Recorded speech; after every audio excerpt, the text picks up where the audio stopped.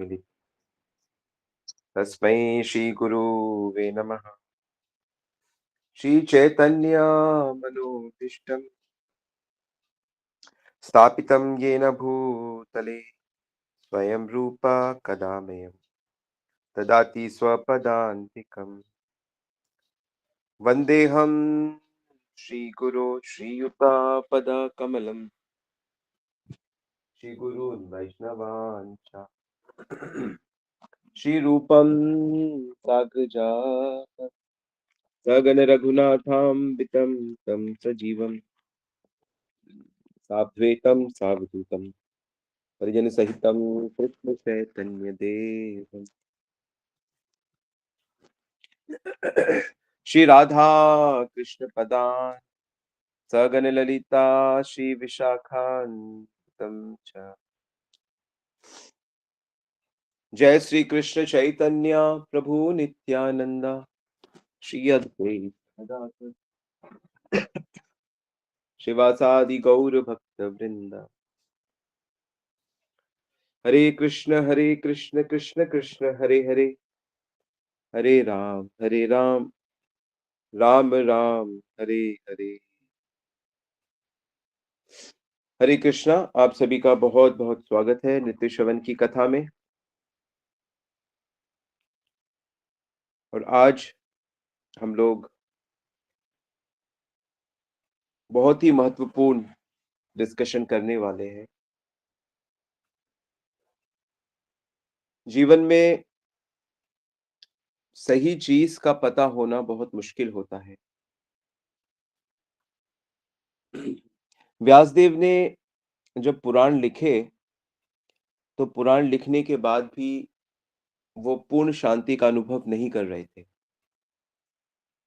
उनको बड़ा आश्चर्य लगा कि मुझे पूर्ण सुख पूर्ण शांति का अनुभव क्यों नहीं हो रहा है। मैंने तो सारे जगत के लोगों के कल्याण के लिए इतने सारे पुराण लिख दिए। पद्म पुराण, शिव पुराण, अग्नि पुराण, देवी पुराण, मत्स्य पुराण, अनेक पुराण। तो उनके गुरु नारद जी को उन्होंने स्मरण किया। नारद जी प्रकट हुए। नारद जी ने कहा कि आपने अपने पुराणों में लोगों को अपनी कामनाओं को पूरा करने के लिए शास्त्रीय विधि का बहुत वर्णन किया है। अनेक व्रतों का वर्णन किया है, अनेक यज्ञों का वर्णन किया है। और उसमें ज्यादातर इसको पूरा करना है तो इसकी पूजा कर लीजिए, इसको करना है तो ये कर लीजिए। फिर नारद जी ने एक बड़ी अच्छी बात कही कि जिनको भी मनुष्य शरीर प्राप्त होता है, चाहे वो पशु पक्षी हो, पेड़ पौधे हो या मनुष्य देवता हो, तो क्योंकि वो लोग शरीर धारण करने के कारण ही एक बहुत बड़े अज्ञान में रहते हैं, तो सबकी स्वाभाविक रुचि भोगों में है। स्वाभाविक रुचि हमारी इंद्रिय तृप्ति में है, सेंस ग्रेटिफिकेशन। तो आपने उनको और शास्त्रों का रास्ता दिखा दिया कि शास्त्र माध्यम से अगर आप इंद्रिय तृप्ति कर सकते हैं। ठीक है, शास्त्रों का जो लक्ष्य है कि वो इंद्रिय तृप्ति के साथ साथ शुद्धिकरण को प्राप्त करें। शास्त्र विधि से रहने से हम शुद्ध होते हैं। जैसे अगर हमें किसी स्त्री के साथ रहना है, तो हमें उसके साथ विधिवत विवाह करना होगा और शास्त्र मर्यादा में हमें उसके साथ रहना होगा। तो अगर हम इस विधि से रहते हैं, तो वो विवाह का जो क्रिया है, वो हमें शुद्ध करेगी। क्या शुद्ध करेगी? कि हमारा जो भोग के प्रति हमारा लगाव है, स्त्री शरीर के प्रति जो हमारा लगाव है, वो हमारा कम हो जाएगा और हम उस बंधन से मुक्त हो जाएँगे। तो अनेक-अनेक मनुष्य की अनगिनत कामनाएँ हैं, तो अनगिनत यज्ञ, पूजा सब बता दी। तो कैसे मिलेगा सुख, शांति, परम शांति? तब नारद जी बताते हैं कि जब तक वासुदेव की भक्ति नहीं की जाएगी, वासुदेव भगवती भक्ति योग प्रयोजिता। जब तक वासुदेव की कृष्ण की भक्ति नहीं की जाएगी, तो मनुष्य को उसकी आत्मा तृप्त नहीं होगी। येन आत्मा संप्रसिद्ध, उसको परम शांति अनुभव नहीं होगी, जैसे आपको अनुभव नहीं हो रही है। तो अब आप ऐसा करो, अब भगवान की लीलाओं का गुणगान करो। धर्म, अर्थ, काम, मोक्ष, ये धर्म को बाहर रखो, ये सब शरीर के धर्म है। आत्मा का धर्म जो भगवत प्रेम है, भगवत प्रीति है, उसका वर्णन करो। और तब उन्होंने जाके भागवत रूपी ग्रंथ को प्रकट किया। पर उससे पहले व्यासदेव ने भक्ति करके राधा कृष्ण के प्रेम को प्राप्त किया, और उनकी कृपा से फिर ये ग्रंथ प्रकट हुआ। फिर उस ग्रंथ के प्रचार के लिए एक पुत्र की कामना करी, तो फिर सुखदेव गोस्वामी स्पिरिचुअल वर्ल्ड से आए, जो राधा रानी के प्रिय शूक है, राधा रानी के प्रिय तोते आध्यात्मिक जगत के। फिर उन्होंने मानव जन्म ग्रहण किया और भागवत का अध्ययन किया और उसको जगत में प्रसारित किया। तो ये सब दिव्य लीलाओं के तहत होता है। तो उसी भागवत में जो प्रहलाद जी हैं, उनके चरित्र का वर्णन, उनकी शिक्षाओं का वर्णन आता है, जो चैतन्य महाप्रभु को अति अति प्रिय था। चैतन्य महाप्रभु अक्सर गदाधर पंडित से प्रहलाद का चरित्र और शिक्षाएं सुनते थे। तो मुझे लगा कि मैं उसके बारे में पढ़ रहा था, तो क्यों ना इसकी थोड़ी-सी चर्चा की जाए और बहुत दिव्य आनंद आ जाएगा, क्योंकि प्रहलाद आचार्य हैं। प्रेम से हम उन्हें प्रहलाद महाराज कहते हैं, प्रहलाद महाराज की जय। और वो इतनी कम उम्र में भी इतनी सुंदर भक्ति उन्होंने करी, और इतनी मुश्किलों में, जहाँ एक पिता अपने पुत्र को मारने के लिए पूरी तरह से तत्पर है कि ये लड़का मर जाए बस, लेकिन ये तो मरता ही नहीं। पूरे संसार को अपने दबाव में, कब्जे में रखने वाला हिरण्यकश्यप अपने कोमल, भोले-भाले पुत्र को नहीं मार पाया, क्योंकि राखे कृष्ण मारे के, और मारे कृष्ण राखे के। जो कृष्ण की शरण में रहता है, उसे कौन मार सकता है? यह दिखा दिया प्रहलाद के चरित्र ने। होलिका, जिसके पास एक वरदान था कि वह आग में जल नहीं सकती, एक विशेष कंबल ओढ़ेगी, लेकिन वही होलिका जब प्रहलाद को लेके बैठी, तो वो जल गई और प्रहलाद को कुछ नहीं हुआ, क्योंकि प्रहलाद भगवान की दिव्य शक्ति के अंडर में रहते हैं। दैवी हेषा गुणमयी न, क्या महात्मा नामस्तु माम पार्था दैवीं प्रकृतिम आश्रिता। हर भक्त जो भक्ति कर रहा है, वो भगवान की दैवी प्रकृति के नियंत्रण में रहता है। संसार उसका बाल भी बांका ना कर नहीं कर सकता। जाको राखे साइयां मान सके ना कोई, और बाल भी बांका ना हो सके जो जग बैरी होई। तो प्रहलाद सबसे पहले अपने, बहुत जगह शिक्षाएं हैं, पर अपने जो क्लासमेट्स हैं, उनके जो दोस्त हैं, और सब के सब असुर बालक हैं। असुर बालक, असुर, असुरों के पुत्र हैं सब। हिरण्यकश्यप के पिता बहुत बड़े असुर हैं। हिरण्यकश्यप के पुत्र प्रहलाद हैं। तो वो अपने दोस्तों को सबसे पहले कहते हैं, देखो देखो, देखो देखो, अभी खेलो कूदो मत ज्यादा, ये बात बड़ी गंभीरता से सुनो। सुनो क्या बात है, क्या बात है? देखो, आप सब तैयार हो ना लिखने के लिए? मानव जन्म है ना, बड़ा दुर्लभ है। ये मानव शरीर जो आपको प्राप्त है ना, ये बड़ी मुश्किल से मिलता है। सुदुर्लभम प्लवम सुकल्पम गुरु कर्ण धारम, दुर्लभ मानव जन्म सतसंगे, तरहु हे भव सिंधुरे। दुर्लभम मानुषम जन्मम तदपि अध्रुवम। ये मानव जन्म जो है ये बड़ा दुर्लभ है। क्या बात कर रहे हैं आप? चारों तरफ इतने इंसान हैं, जनसंख्या बहुत ज़्यादा हो गई है और हमारा भारत में तो बहुत ज़्यादा है। अरे भारत में जन्म मिलना और दुर्लभ। दुर्लभ है, जनसंख्या दुर्लभ है, मानव जन्म दुर्लभ है, यहाँ खाने को रोटी नहीं, कपड़ा नहीं, नौकरी नहीं, अच्छे संसाधन नहीं, अच्छे अस्पताल नहीं, स्कूल नहीं, यहाँ क्या जीवन? नहीं, इनके बावजूद भी भारत में मनुष्य जन्म बड़ा दुर्लभ है। क्यों? क्या ख़ासियत है इस मानव जन्म? ये भूख-प्यास, ये तकलीफ़ें, ये समाज का शोषण, ये गरीबी, क्या दुर्लभ है? ऐसा शरीर तो ना ही हो तो अच्छा है। नहीं, बड़ा दुर्लभ है। क्यों? बार-बार दुर्लभ की रट क्यों लगा रखी है भाई? यथा हि पुरुषस्य विष्णु पादो समर्पणम यदेशम सर्वभूतानां प्रियात्मेश्वर सुहृतम्। अरे भाई, इसी मानव शरीर में भगवान की प्राप्ति हो सकती है। भगवत प्राप्ति के लिए बिल्कुल एप्ट है, सूटेबल है ये शरीर। भगवत मा और विशेष करके भारत में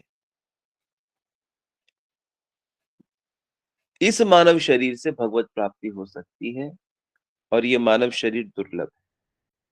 दुर्लभ है तो हमें तो मिल चुका है तो हमारे लिए दुर्लभ नहीं है, हमें तो प्राप्त है। हाँ, पहला हिस्सा हो गया और इसमें भगवत प्राप्ति हो सकती है, भगवान मिल सकते हैं। अच्छा, इस सारे जगत को बनाने वाले भगवान मिल सकते हैं? ये सूरज, चंदा, समुद्र, आकाश, पर्वत, तारे, नक्षत्र, ब्रह्मांड बनाने वाला जो है, वो भगवान मिल सकता है? हाँ, भाई मिल सकता है। और जानते हो, वो जो भगवान है, वो सबका मालिक है, वो हमारा मालिक है। हम आवारा नहीं हैं, हम अकेले नहीं हैं। और जानते हो, वो जो स्वामी है, वो हम सबसे प्रेम करते हैं। सुहृदं सर्वभूतानां, सारे जीवों को कोई छूटेगा नहीं उनसे। हमारी गली में जितने लोग हैं वो सबसे प्रेम करते हैं। हमारे शहर में जितने लोग हैं सबसे, देश में, हमारे कॉन्टिनेंट में, हमारे पृथ्वी में, अरे हमारे जंगलों में जितने जानवर हैं उनसे भी वो प्रेम करते हैं और जितने कीड़े-मकोड़े हैं उनसे भी वो प्रेम करते हैं। उनका हृदय इतना विशाल है और हो क्यों ना? वही तो पिता है। अहम बीज प्रदापिता, पिता अहमस्य जगतो। हमारे असली पिता हैं, हमारे स्वामी हैं और वो हम सबका भला चाहते हैं और वो हमारे प्रियतम हैं। संसार की प्रियतमों जैसे वो टेम्परेरी नहीं है, वो नित्य प्रीतम है, बिलवड। कबीर जी तो कहते हैं भगवान हमारी दुल्हनिया है, हमारी दुल्हनिया। बिल्कुल फ्रेश, ताजी, कभी मुरझाने नहीं वाली, अति प्रिय। भगवान हमारे प्रियतम है और भगवान हमारी आत्मा है। हम जिंदा हैं आत्मा के कारण और हम जिंदा हैं परमात्मा के कारण। जितनी ज़रूरत हमारे शरीर को हमारी हमारी है, आत्मा की है, उतनी ज़रूरत आत्मा को परमात्मा की है।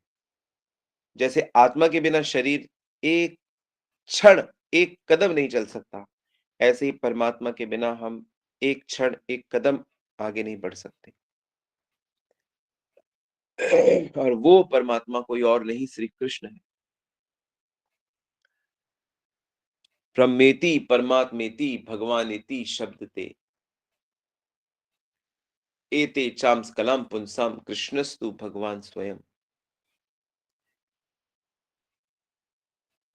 वो श्री कृष्ण, सुनो दोस्तों, असुर बालकों को प्रहलाद बताते हैं। इसलिए बचपन, अब हम लोग बचपन में हैं, हम लोग छोटे हैं, लोग हमें बच्चा कहते हैं।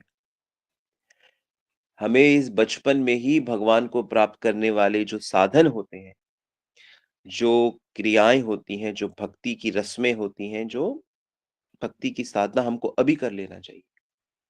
हमें जवानी के और बुढ़ापे के भरोसे नहीं बैठना चाहिए, क्योंकि हमें पता नहीं कि हम जवान होंगे कि बूढ़े होंगे कि नहीं।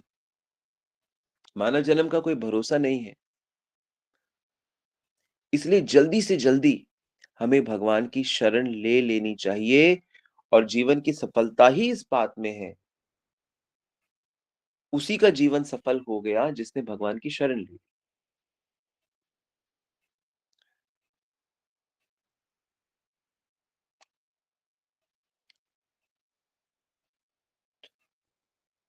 अंतर्यामी हरि अविनाशी लागे शरण तिहारी।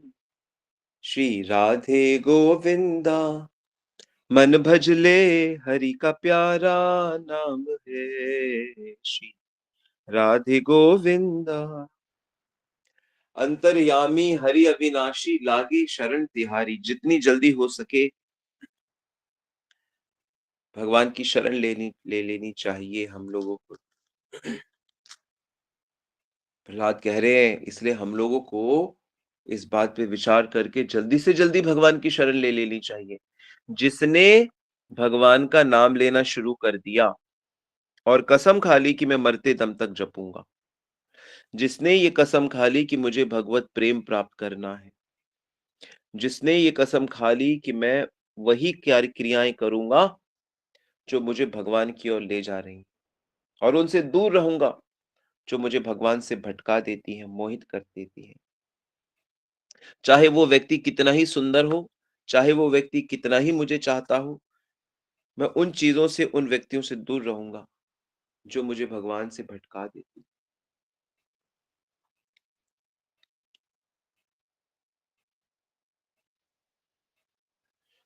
अनुकूलस्य संकल्प, प्रतिकूलस्य वर्जनम।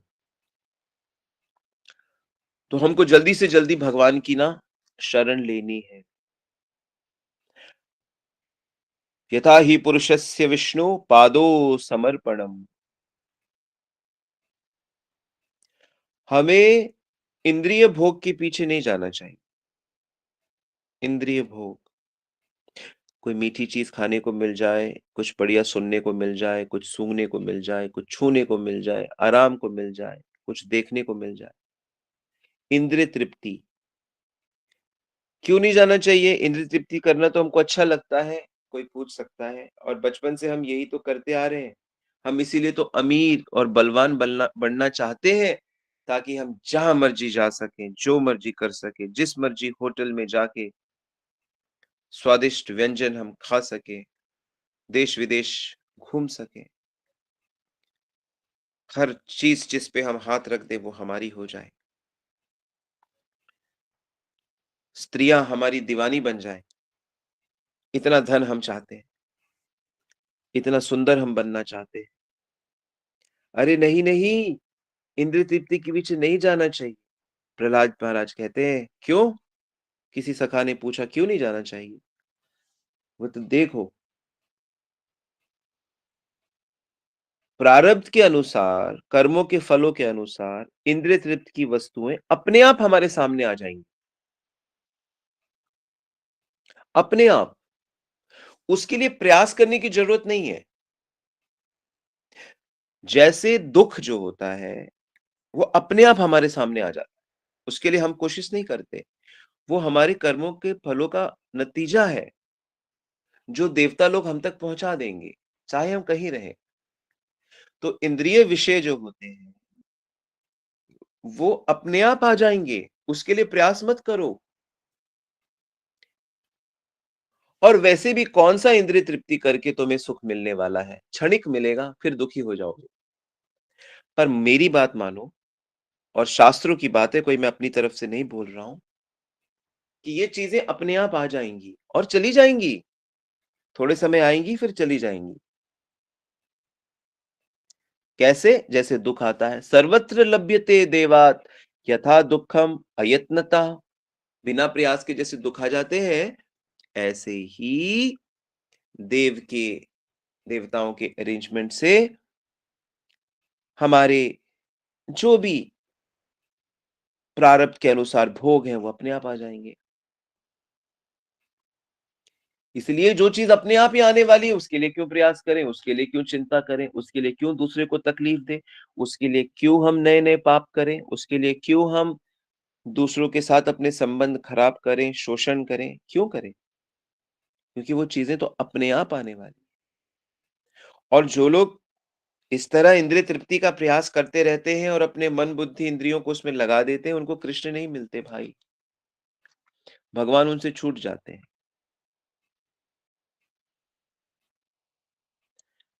वो भगवान के चरण कमलों की प्राप्ति नहीं कर सकते। ना तथा विन्दते क्षेमं मुकुंद चरणाम्बुजः। मुकुंद नहीं मिलते उनको।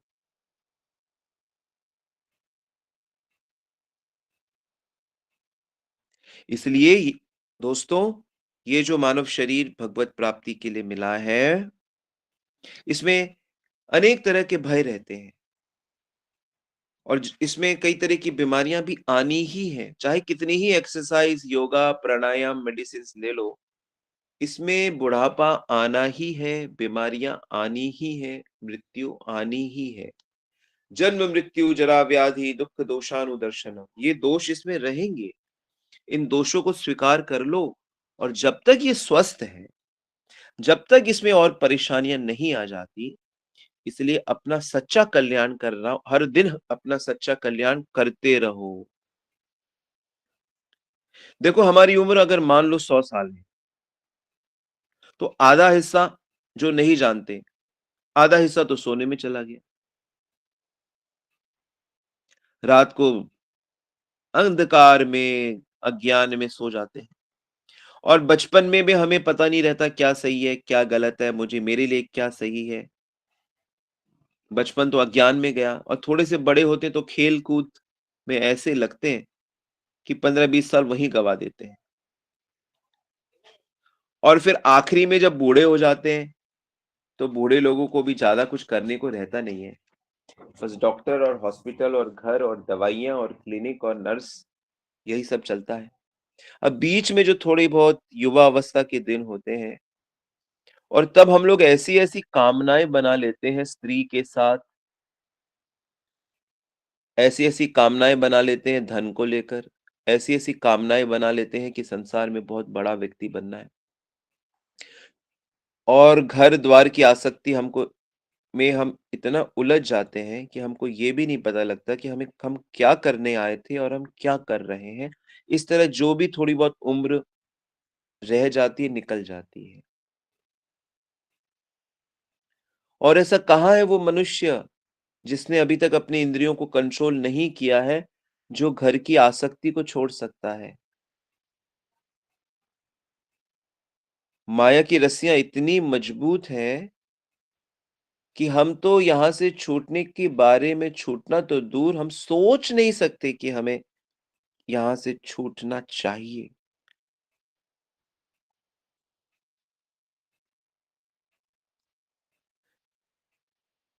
जिस धन को कमाने के लिए लोग चोरी करते हैं, करप्शन करते हैं, नौकरी करते हैं, बिज़नेस करते हैं, अपनी जान की बाज़ी लगा देते हैं और फिर उस धन को कमाकर उसको भला कौन छोड़ सकता है? कौन उसको भगवान की सेवा में लगा सकता है? नहीं लगा सकता। अपनी पत्नी के साथ एकांत में बिताए हुए पलों को याद करके, अपनी पत्नी से मीठी-मीठी बातें करके जो उस पे निछावर हो चुका है, जो उसके स्नेह पाश में बंधा हुआ है, जो अपने बच्चे की तोतली बोली और सुंदर मुस्कान और सुंदर त्वचा से बंधा हुआ है, वो कैसे इनको छोड़ सकता है? सोच नहीं सकता। पिता अपनी पुत्री से इतना प्यार करता है कि उस पे सर्वोच्च निछावर करना चाहता है, उसको अपनी सबसे अच्छी-अच्छी वस्तुएँ देना चाहता है। गहने, कपड़े, गाड़ी, मकान सब उस पे नौछावर करता है। कैसे छोड़ेगा अपनी बेटी को? अरे! जो जनेंद्रियाँ हैं, यानी कि जो सेक्सुअल प्लेज़र है, शरीर का जो सेक्सुअल प्लेज़र या जो जीभ से जो खाने का जो स्वाद है, जो लोग इसी को सब कुछ मान बैठे हैं कि बस यही जीवन है। भोग वासनाएँ कभी तृप्त नहीं होती। मनुष्य कर्म पे कर्म किए जाता है और जैसे रेशम का कीड़ा अपने शरीर से रेशम को निकालता है और उसमें खुद ही उलझ जाता है, फँस जाता है। ऐसे ही मनुष्य ऐसा फँस जाता है कि मरते दम तक वो कभी भी इन चीज़ों को छोड़ने की बात सोच नहीं सकता। उसमें ये भाव इतना गहरा हो जाता है कि ये मेरा घर है, ये मेरा परिवार है और इनके चक्कर में जो मूल लक्ष्य है कि मुझे भगवत प्राप्ति करनी चाहिए, करनी है, जिसके लिए मेरा मानव जन्म कुछ समय के लिए हुआ है, वो उसकी परवाह ही नहीं करता है। वाह! भगवान आपकी माया क्या गज़ब है, क्या गज़ब! इसमें वैराग्य उत्पन्न ही नहीं होता है। अरे ये सब तो चलो ठीक है, मनुष्य ये सब कर रहा है, लेकिन अगर इसमें कोई सुख मिले तो बात हो। सुख कहाँ मिला? हमेशा सुख की आशा बनी रहती है और वो मनुष्य चिंताओं में ही अधिकांश रहता है। थोड़ा बहुत सुख तब मिलता है जब मनुष्य सो जाता है, वो भी भगवान की कृपा से और कलयुगी जीवों को तो वो सोना भी दुर्लभ होता जा रहा है। अनेकों दवाइयाँ लेनी पड़ती है और अनेकों को बीमारियाँ ठीक से सोने नहीं देती, रात को 1-2 बार उठ के बाथरूम जाना पड़ता है या घबराहट के कारण नींद नहीं आती या गर्मी के कारण या कई कारण हैं। कुटुंब की ममता में ऐसा फँसा, ऐसा असावधान रहता है कि मन में बस यही चलता रहता है कि धन कैसे बढ़े या दूसरों का धन कैसे ले लूँ, दहेज में कैसे ले लूँ या डाइवोर्स हो रहा है तो कैसे ले लूँ, पिता की संपत्ति कैसे ले लूँ कि बहन अपना हिस्सा ना ले तो उसका भी ले लूँ। बस धन कैसे बढ़े।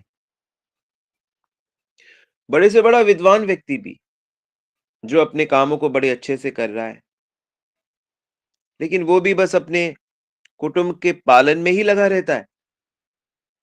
भगवत भजन का नहीं सोचता।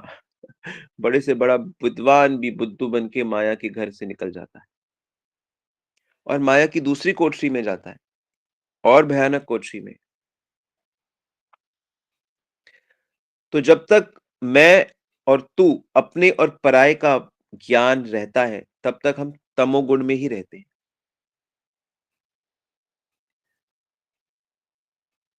और उन लोगों के बारे में क्या कहें जो सुंदर स्त्रियाँ, कामिनियाँ और वेश्याओं के चक्कर में पड़े रहते हैं, जो मनोरंजन के नाम पे उनके क्रीड़ा मृग बन गए, उनके खिलौने बन गए, उनके दास बन गए।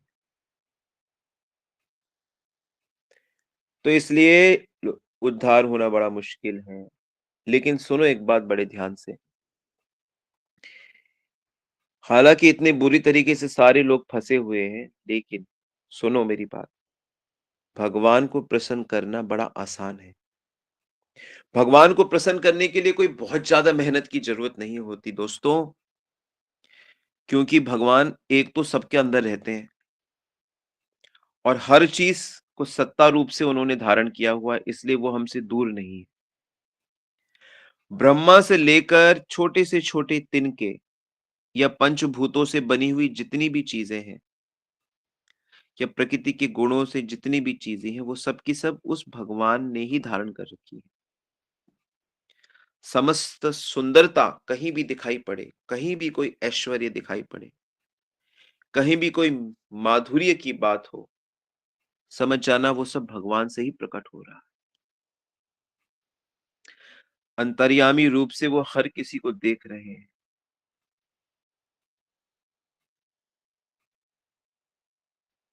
जगत के रूप में भी वही बने हुए हैं। उनको अनुभव किया जा सकता है, उनको देखा जा सकता है, उनसे बात की जा सकती है। अरे बात क्या, सदा के लिए उनके साथ गोलोक वृंदावन में बैकुंठ में रहा जा सकता है। बस उनकी ये जो गुणमयी माया है ना, इसके हटने की देर है। तो क्या करें? असुरी संपत्ति को त्याग दो पहले। घमंड, काम, क्रोध, लोभ, द्वेष, कर्कश वाणी, गाली देना, आलस, धोखा, झूठ, ये सब जो गंदगियाँ हैं, जिसे तुम भी अच्छे से जानते हो और मैं भी अच्छे से जानता हूँ। आसुरी संपत्ति, गीता का 16वाँ अध्याय पढ़ लो। उसमें भगवान ने आसुरी संपत्ति को अच्छे से बताया है। और हर प्राणी पे दया करो। हर प्राणी पे दया करो। हर प्राणी की सेवा करो। जो भी सामने आ जाए, सेवा कर दो। कुछ अपेक्षा मत करो। इसी से भगवान प्रसन्न हो जाएँगे। सबके अंदर भगवान को देखकर उनकी सेवा कर दो, क्या ये मुश्किल है? किसी से कुछ अपेक्षा मत करो, लेने का भाव ही ना रखो, सिर्फ देने का भाव रखो। ये कहाँ इतना मुश्किल है? कोई भी व्यक्ति हमको हर दिन 10, 15, 20, 50 लोग मिलते हैं। उनके अंदर मुझे अपने श्री कृष्ण को देखना है, मानना है, ज्ञान की आँखों से देखना है, आध्यात्मिक आँखों से देखना है। और वो जिस भी कारण से आया है, जिस भी काम से आया है, उसमें उसकी मदद कर देनी है। या हमें उसे कोई काम बताना है, तो हमें अच्छे तरीके से, अपना मानकर, प्यार से बताना है। और उसके बदले में हमें उससे कोई सम्मान नहीं चाहिए। इतने से भगवान प्रसन्न हो जाते हैं दोस्तों। और एक बात मुझे बताओ, अगर भगवान मुझसे प्रसन्न हो गए, तो संसार में ऐसी कौन-सी चीज़ है जो मुझे नहीं मिल सकती? या कौन-सी ऐसी चीज़ है जो भगवान मुझे लाके नहीं दे सकते या नहीं देंगे? भगवान अपने भक्तों को सदा प्रसन्न रखना चाहते हैं। तो सारी की सारी जो सीक्रेट है, रहस्य, वो इसी पे निर्भर करता है कि हम भगवान से प्रेम करते हैं या नहीं। पर हम भगवान से इसलिए प्रेम नहीं करते या हमें भगवान इसलिए नहीं चाहिए कि वो हमें कोई सामान लाके दे। प्रहलाद इस बात को क्लियर करते हैं। कहते हैं इस जगत में, इस लोक में या परलोक में हमें जो भी धर्म करना है या जो भी धन किसके जिसकी हमें आवश्यकता है, देखो वो अपने आप मिलेगा। पहली बात ये समझ लो, प्रारब्ध से मिलते हैं, कर्तव्य कर्म कर ही रहे हैं हम सब। वो अपने आप मिलेंगे और जाएँगे। लेकिन हम ये जो भगवान की सेवा करते हैं और भगवान का नाम, रूप, गुण, लीला का जो हम कीर्तन करते हैं, ये अपने आप में ही ये इतना आनंददायक है कि फिर तो हमें मोक्ष की भी आवश्यकता नहीं रह जाती।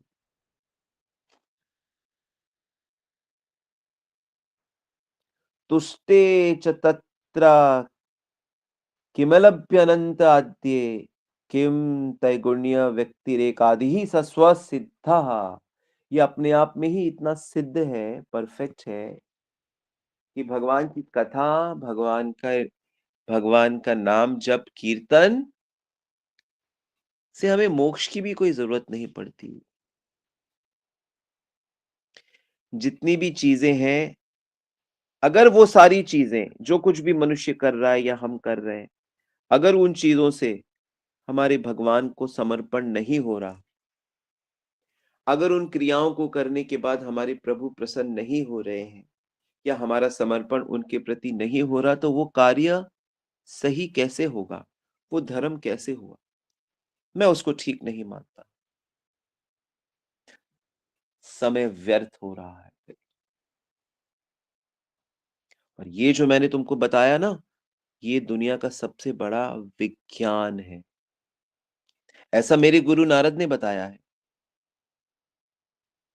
नरनारायण जी ने ये ज्ञान मेरे गुरु नारद जी को दिया था। नारद जी ने ये मुझे सुनाया। इसलिए जहाँ पे भी भगवान के भक्त मिले, भगवान के शुद्ध भक्त, अकिंचन भक्त, दिखावटी भक्त भी बहुत सारे असुर और राक्षस घूम रहे हैं।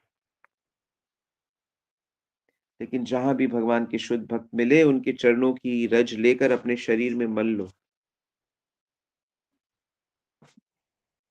निहाल हो जाओ।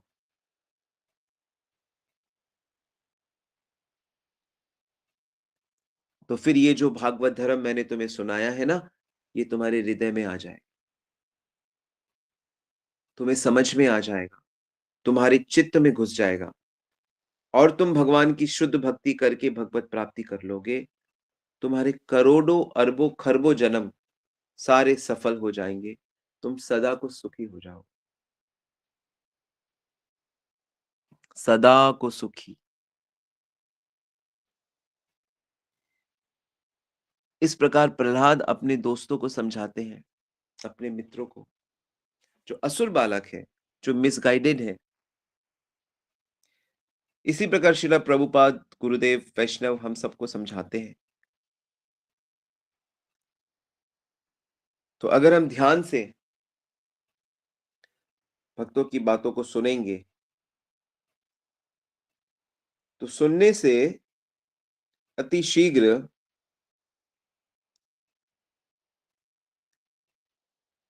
हम ये समझ पाएंगे।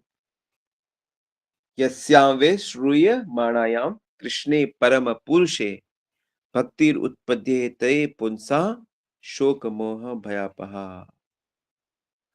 जो ध्यान से भगवान के विषय में सुनेगा, परम पुरुष श्री कृष्ण के विषय में सुनेगा, तो उसके लिए में भक्ति जागृत होगी और वो हर प्रकार के शोक मोह शोक मोह और भय, कोई लैमेंटेशन नहीं, कोई चिंता नहीं, कोई धोखा नहीं, कोई भय नहीं,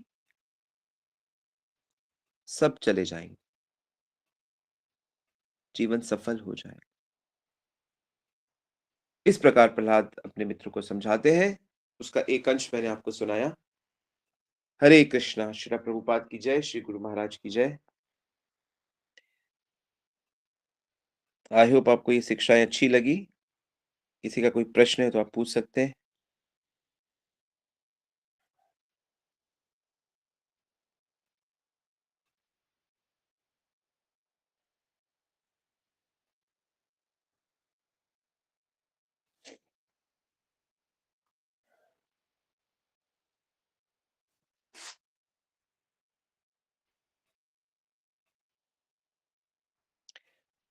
हरे Krishna.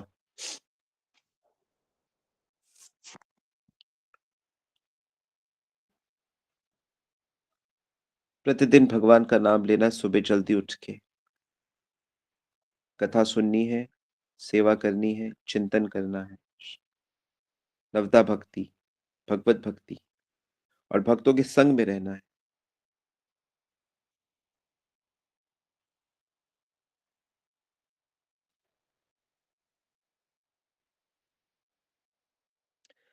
Yes, any question?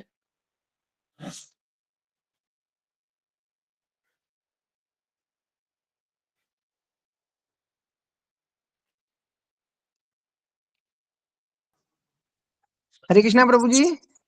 Hare Krishna. प्रभु जी बहुत सुंदर क्लास। ऐसा लगता है कि आप बोलते रहे, हम लोग सुनते रहे। बहुत ही सुंदर। मतलब ये एक मेरा एक चीज। कमाल नहीं है, ये भागवत का कमाल है। आप नहीं लोगों ने नहीं भागवत अभी सुनी नहीं है ठीक से, इसका मतलब। नहीं नहीं सुन रहे हैं हम। डेली सुबह का भी सुनती हूँ, मगर आपकी जो वाणी है वो कुछ अलग ही है। मतलब एकदम चीज क्लियर हो जाती है। जो हमारे भ्रम थे वो सब दूर होते हैं। आप डायरी लेके बैठते हैं? जी बहुत सुंदर। पॉइंट्स लिखिएगा। मेरी शुभकामनाएं। और 16 माला जप करना है। हाँ, वो तो कहाँ 4 से रहते हो? 6 करती हूँ मॉर्निंग में। कहाँ रहते हो आप? मैं अलीगढ़ रहती हूँ प्रभु जी। बहुत अच्छा।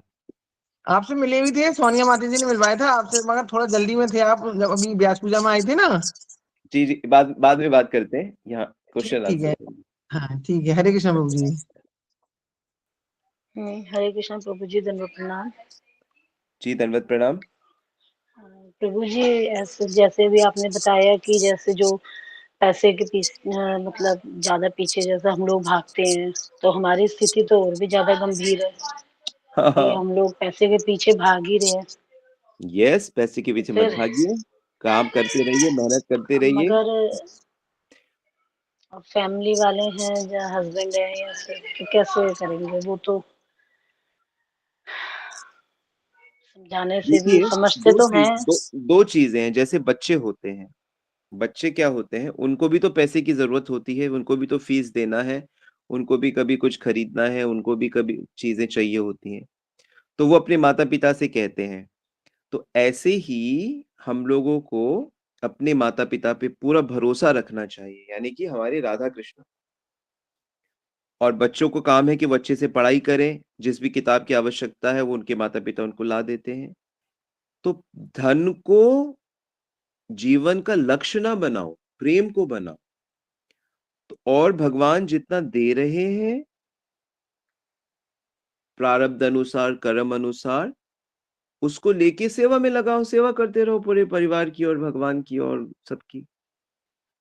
उसको अल्टीमेट मत मानो, ठीक है?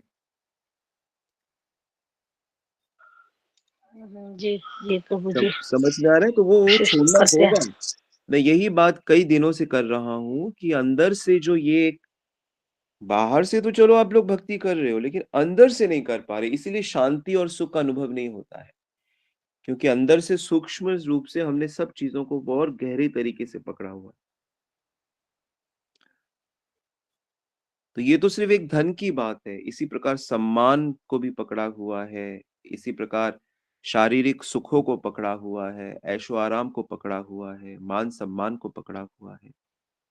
हर चीज़ को अंदर से बड़े गहरे तरीके से पकड़ा हुआ है। यही समझना होगा आपको, आपको नहीं हम सबको समझना होगा और हमें अंदर से ये कहना होगा कृष्ण सिर्फ़ आप ही हमारे हो, बाकी तो कर्म अनुसार हैं और जाएँगे, तो उनसे सुख की अपेक्षा नहीं करनी।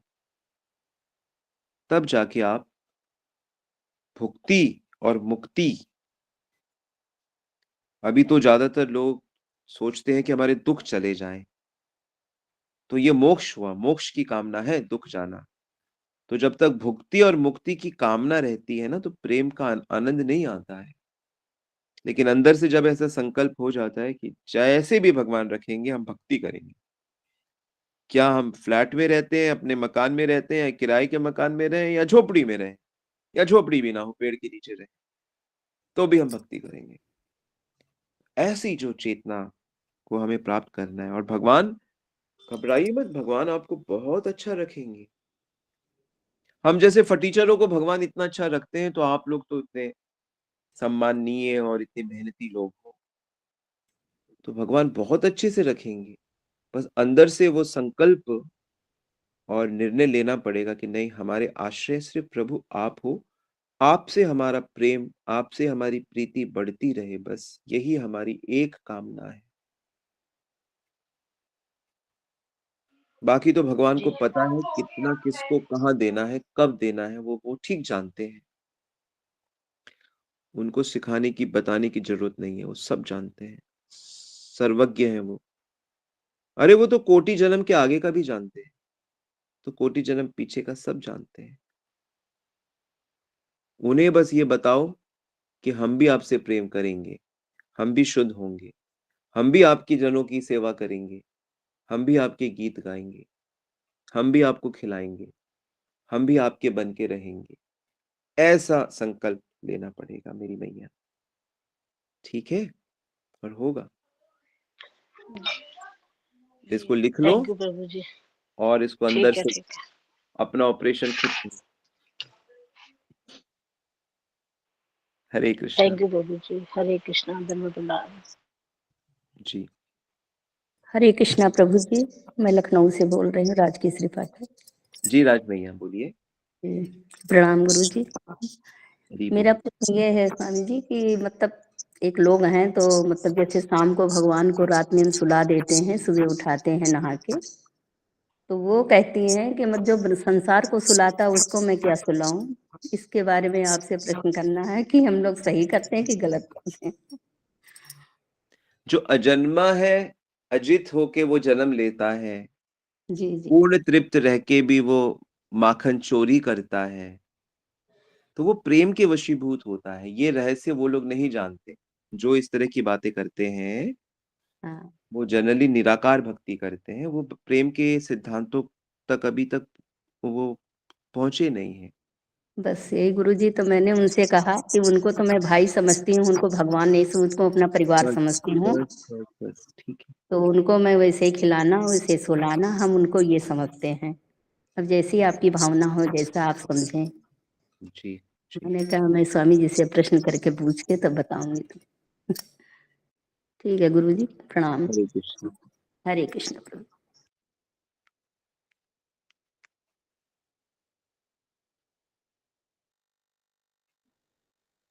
प्रश्न है, ये ट्यूसडे का व्रत रखने के लिए लगी शास्त्र या वेद में लिखा है क्या?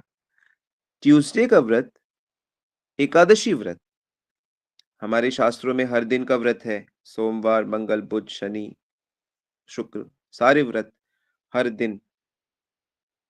कहाँ-कहाँ तक व्रत करेंगे? किस-किस देवताओं का व्रत करेंगे? एक व्रत हर 15 दिन में, एकादशी, भगवान का जन्म प्रकट जब हुए, रामनवमी है, जन्माष्टमी है, राधाष्टमी है, नरसिंह तो उन पर्वों में हम लोग थोड़ा-सा व्रत कर लेते हैं, पर हमारा मूल व्रत हरिनाम संकीर्तन करने का है, या हमें जप करना है, भागवत श्रवण करने का व्रत है, और बीच में ये एकादशी व्रत है हर 15 दिन। जैसे कल एकादशी है, तो कल एकादशी रखिए, कल से नहीं रखते तो कल से रखिए, ठीक है? बाकी सब दूसरे व्रत रखने की जरूरत नहीं है, वो इसी एकादशी में सब हो जाएगा। कितने व्रत रखे अलग-अलग?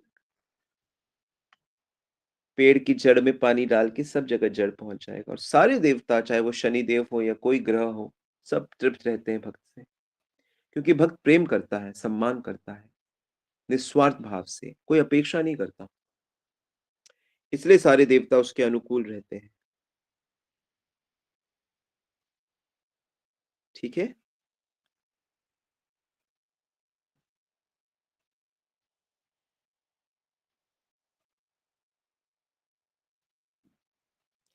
वाञ्छाकल्पितरुभ्यश्च कृपा सिन्धुभ्येव च पतितनां पावनेभ्यो वैष्णवेभ्यो नमो नमः। अनंत कोटि वैष्णव वृंद की जय, जगत गुरु श्री प्रभुपाद की जय। गौर प्रेमानंदी हरि हरि।